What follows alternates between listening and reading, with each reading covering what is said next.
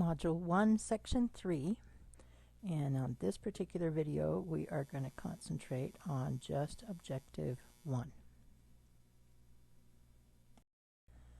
This was posted as students were walking into class, and I just wanted to show you how to do it for those of you who couldn't figure it out or something of the sort. So the idea is draw the image with only one continuous line that never retraces itself. Okay, so for example, I couldn't go like this because that just retraced itself right here. Okay, you don't want to do that. You want to do one continuous line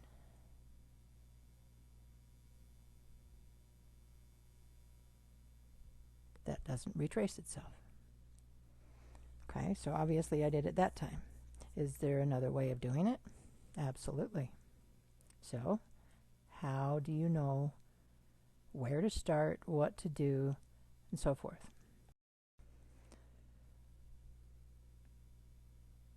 Let's take a look at it again. Here we go. Okay, so I started at this corner last time. So let me start at this corner this time, just so it's a little bit different and you can see that there's more than one possibility. Okay, so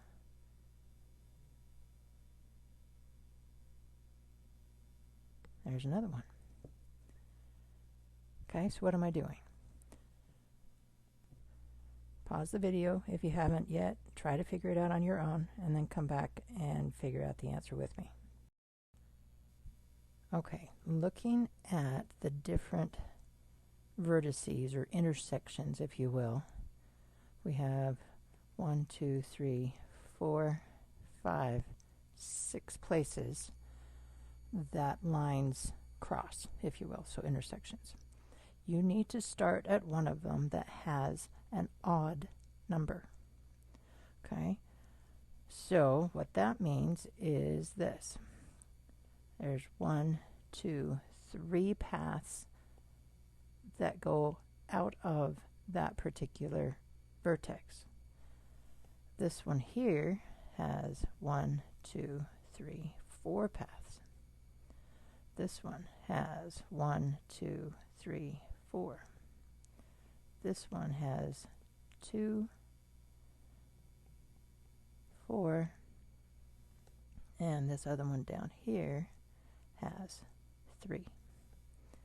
Okay, so if you start at either one of those blue corners, intersections, vertices, whatever you want to call it, that's the best possible chance of doing it. Okay, it can be done because all of you saw me do it, right? Okay, so let's do it again and I'll show you. Let me clear this. Okay, so here we go. We're starting at one of those corners we talked about. And let's just try something. Okay, so the idea is you cannot retrace yourself. Okay, so this would be considered crossing, not retracing. So that worked. Okay, so at this point, you're just going to have to keep playing with things and see if you can get it to work at that point. Okay, so we went this way that time, right? Okay, what if I were to go up instead?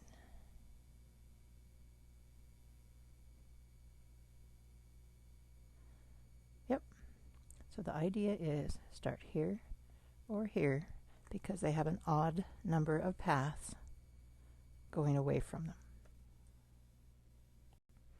This is one of those playing with math things. Math geeks, we love them, right? Okay, Objective 1.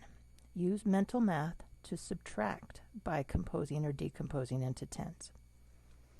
Okay, so we're using mental math to find the value of each of these. And just however you can get it is what we're going to talk about right now, but then we'll eventually do the tens instead. Okay, so a lot of you could probably just do 15 minus 8, and you know the answer is 7. So you did that in your head. That's not a problem. Okay, what did you visualize? Did you just have it memorized, or did you actually figure out, you know, you have 15 items, 1, 2, 3, 4, 5, and 1, 2, 3, 4, 5, and we wanted to subtract 8 of them. So let's see, there's 3, 6, 7, 8, and I had 7 left. I doubt you did something like that in your head. That's a little bit more complicated, but it's a possibility, right? Okay, 62 minus 35 in your head. That's a little bit tougher, isn't it? Okay, so some of you probably lined it up this way, just like you'd learned the algorithm when you were a kid and tried to do it in your head. Okay, so without getting into the borrowing and all that kind of stuff, yes, you could do that. That's a possibility. The answer, by the way, is 27. Okay, so did you get 27? And if so, did you do it a way other than this? Okay, we're going to go into that on the next page. Before we go to the next page, however, let me show you one thing here. Let's change it to money, because you're used to that a little bit. Okay, so if we have 62 cents, I'm going to write it out in 6 dimes. 3, 4, 5, 6. These are dimes. And 2 pennies. So a little bit bigger, which is kind of weird, but smaller currency is bigger than the, right? Okay, now I want to subtract 35. Okay, so 35 cents.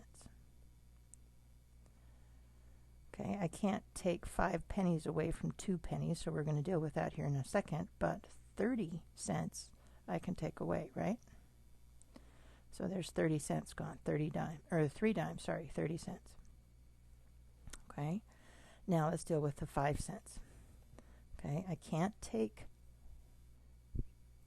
5 away from 2.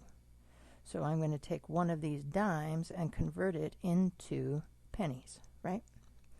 Okay, so if I convert this one into pennies, I'm going to have 10 more. 2, 3, 4, 5, 6, 7, 8, 9, 10. Pretend those are pennies, yes. Okay, now I can subtract 5 of them. 1, 2, 3, 4, 5, those are gone. So what do we have left? We have 2 dimes, so there's our 20 cents, and 1, 2, 3, 4, 5, 6, 7 pennies. There we go. Okay, so 27. The idea is you need to do some type of a conversion, like we did there with the 1 dime into the 10 pennies, in order to be able to subtract. Okay, that's basically borrowing. But we're going to get into that towards the end of this unit. We're going to go over a few other things here first. Okay, this page is composing and decomposing into tens. This is probably going to be a little bit strange for some of you because you never really thought about this. But some of you, it's like, oh, that's kind of cool. You know, just a different way of thinking about things. So here we go. 18 minus 9. All right, if I want to get a 10 somehow, I'm going to do 18 minus 8 because that gives me a 10, right? However,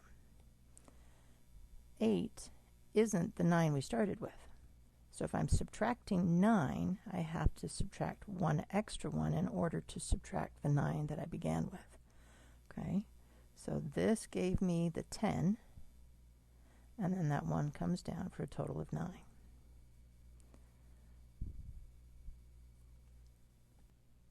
Okay, the next one.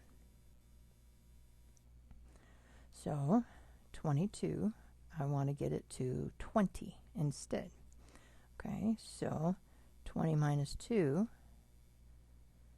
gives me 20, which is what I want because it's a multiple of 10. However, this part here now needs to give me the subtract 8.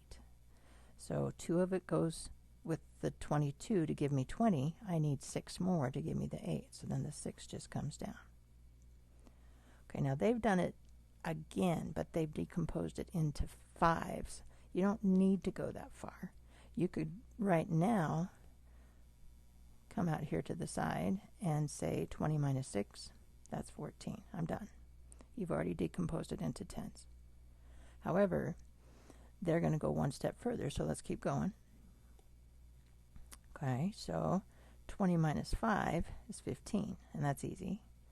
However, the minus 5 minus 1 give me the minus 6 that I started with, so that 1 just comes down. So now 14 minus, or try it again, 15 minus 1 is 14. I know, really strange, right? Okay, let's try a couple more. This is where you probably should stop the video and see if you can do B and D on your own. If this is still a little bizarre, then just go ahead and watch, but see what you can do with it on your own first so that you can learn. Okay, so 26 minus 8. We're going to start with the 26, and I'm going to subtract 6 from it to get to 20. Okay, and now what do I need to combine with the 6 to give me the 8? I need to subtract 2 more, don't I? Okay, so I'm going to subtract 2 more so that this part right here is my subtract 8.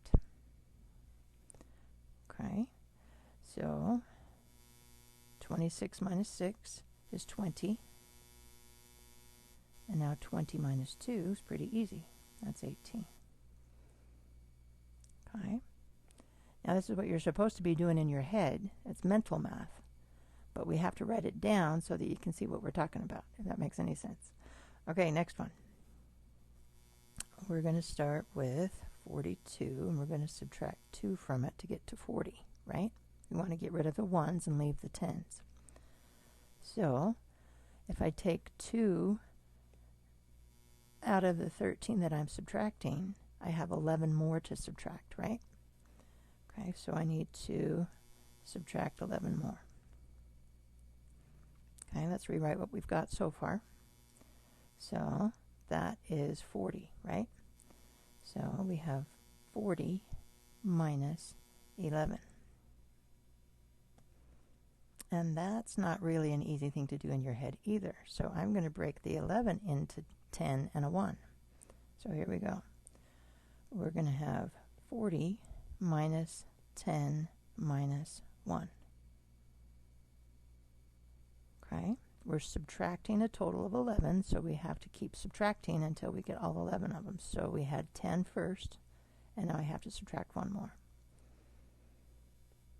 Okay, so 40 minus 10 is 30. And now that's a lot easier, isn't it? 30 minus 1 is 29.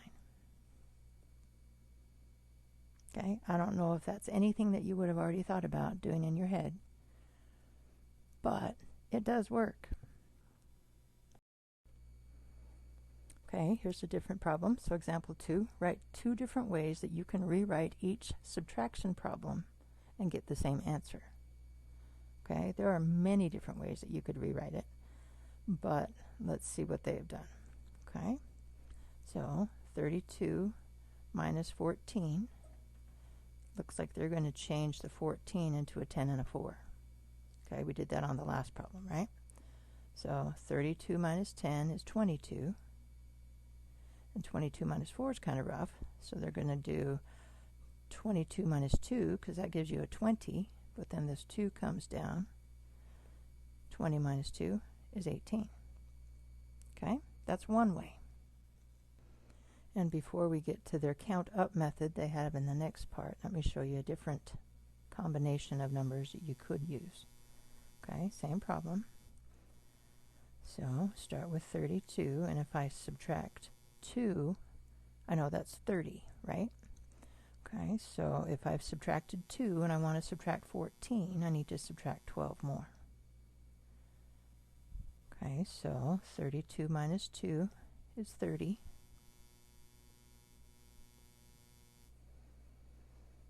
Okay, 30 minus 12 is kind of hard, so let's break it into 30 minus 10 minus 2. So now 30 minus 10 is 20. And 20 minus 2 is 18.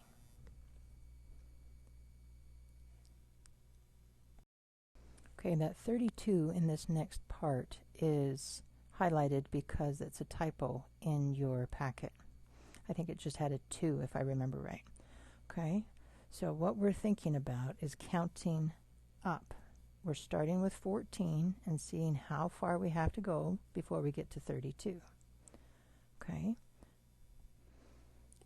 so if we start with 14, it's easy to get to 20 by adding 6, right? And then once we're at 20, you can add 10 to get to 30. And then to go from 30 to 32, you add 2. These numbers add up to give you 18. Okay, does that work every time? Absolutely. The one from the page before was, whoops, trying to write with the dot again. 42 minus 13, right? So 42 minus 13. So we're going to start with 13. And let's see if I can count up to 20. That gives me a 7. And then to 30, there's a 10. To 40 is another 10. Whoops. And to 42 is 2. So now I'm going to add these up. So 10, 20, and these two give me 9. So it's 29, right? And that's what we got over here. It's just a different way of doing it. It's kind of cool. Okay, so 46 minus 27. And we have to do it 2 different ways.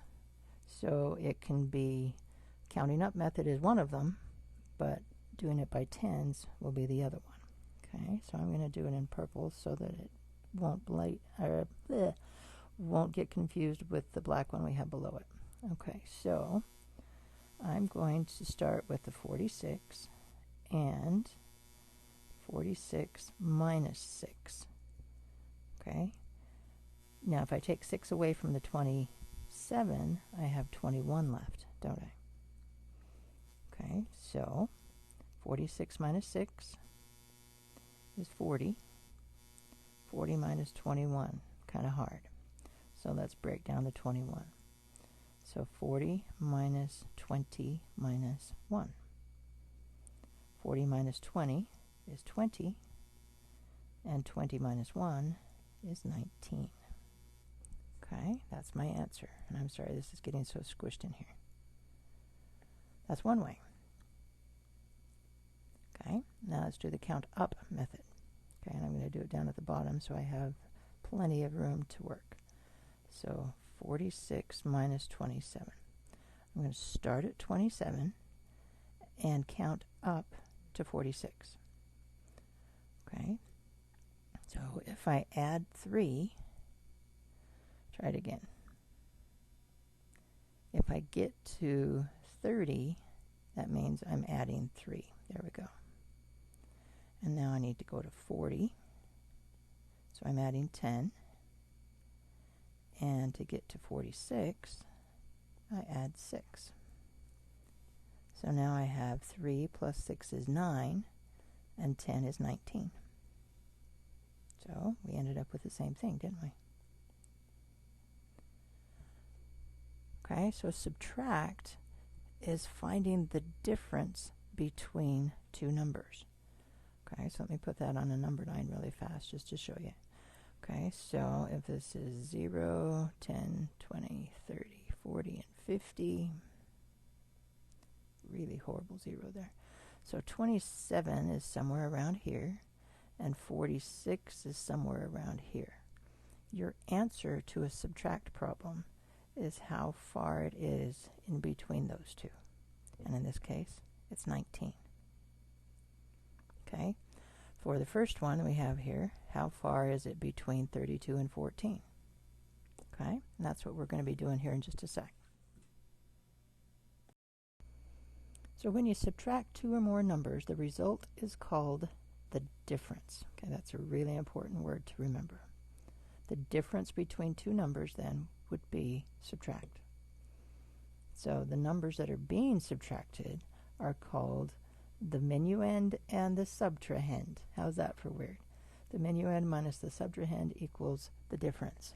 And I'll tell you right now, I was like yesterday years old when I figured out what those two words are.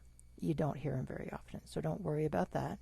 And if you notice, they didn't give you one of those as a definition. So difference is,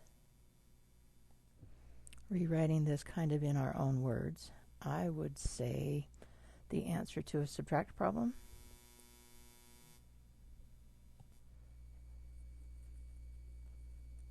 Okay, so their first part says when you subtract two or more numbers, the result is a difference. Okay, so I think that works. Answer to a subtract problem. And that's it for objective 1. So we'll see you for objective 2, which are the number lines I was just talking about.